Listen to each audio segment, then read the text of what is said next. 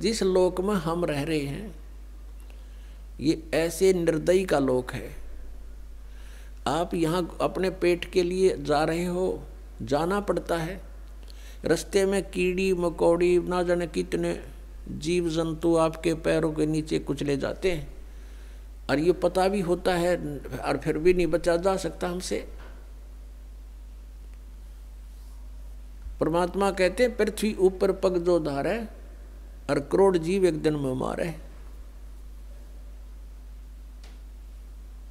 अब कहने का भाव ये है कि जो हम साधना करते थे शास्त्र विधि को त्याग के, उनसे पुण्य तो कोई बना नहीं था क्योंकि वो शास्त्र विरुद्ध होगी, और पाप अपने आप बने थे। जैसे 1 एकड़ जमीन है, यानी कोई 2-4 एकड़ जमीन है, उस जमीन में, उस पृथ्वी पर यदि उस जमीन से हम कुछ लाभ लेना चाहते हैं, जैसे कणक उगाना चाहते हैं, गेहूं चना बाजरा ज्वार कोई भी फसल हम बनाना चाहते हैं, तो उसके लिए हमने एक विशेष प्रयत्न करना पड़ेगा। वो घास पहले वाला काटना पड़ेगा, उसमें कोई झाड़ बोझड़े उग गए हैं वो काट काट के बाहर करने पड़ेंगे, और फिर हल से ट्रैक्टर से यानी परिश्रम करना पड़ेगा और पैसे लगाने पड़ेंगे। अपनी मेहनत से, मजदूरी से या पैसे से उसकी गुड़ाई करनी पड़ेगी। फिर बीज डालना, वो भी पैसा, यानी बीज जो डालेंगे चाहे मोल ला कर डालेंगे या अपने घर से डालेंगे तो वो भी पैसा ही लग रहा है। फिर सिंचाई का, उसके अपन फिर अपनी पर्सनल मेहनत, ये सब इतना व्यय करके और समय भी सारा दिन उसी के चक्कर में लगे रहना, तब जा कर के कहीं फसल बनती है, गेहूं प्राप्त होते हैं।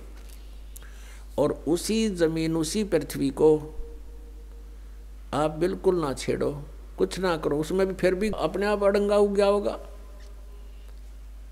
अपने आप इतना कुबाड़ो उसके अंदर उत्पन्न हो जाएगा, वो दिखे भी नहीं पृथ्वी है यहाँ पर, तो वो यूजलेस है। तो पुण्यात्मा, वो घास तो आप पे बन गया, वो अड़ंगा कुबाड़ तो आप पे उग गया, और फसल बनाने के लिए कितना प्रयत्न करना पड़ा, और वह भी फसल हुआ तो वरना भी हुआ। यहाँ के जो साधनाएं थी वो ऐसे टाइप की थी जैसे कोई इंद्र की गद्दी प्राप्त करने के लिए, स्वर्ग का राजा बनने के लिए तप या यज्ञ करते हैं, तो उनकी यज्ञ या तपों को खंड करवा दिया करता था वर्तमान राजा इंद्र। क्योंकि यहाँ राजनीति चलती है, धर्म नीति नहीं चल सकती। धर्म नीति तो परमात्मा के चरणों में आने के बाद हम राज्य की इच्छा त्याग कर ही धर्म नीति को पर चल सकते हैं, उसको सफल कर सकते हैं।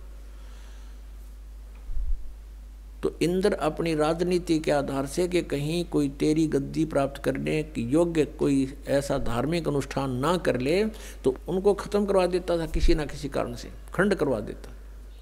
तो वो समझ ले जैसे किसान यहाँ पर खेती तैयार करता है, ओले आगे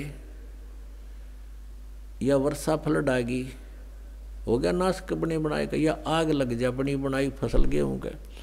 तो यहाँ कहने का भाव ये है कि इतनी मेहनत के बाद भी आशा नहीं कि घर आ जाएगी, और घर आती है तो कितना प्रयत्न, और वैसे उसमें अड़ंगा वैसे उग गया उस जमीन में।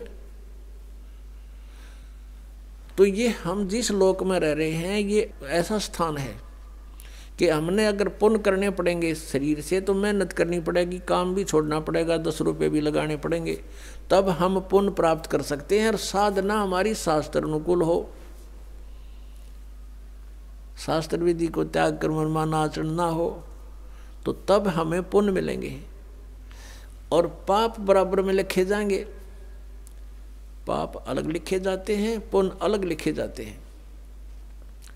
जब तक हम कबीर परमेश्वर की शरण में नहीं आते हैं, परम संत के माध्यम से हैं, तब तक हम जो साधना करते हैं, चाहे वो शास्त्र अनुकूल भी क्यों ना हो, तो भी हमारी दोनों लिखे जाएंगे, पुण्य न्यारे पाप अलग, और दोनों ही हमें प्राप्त होंगे।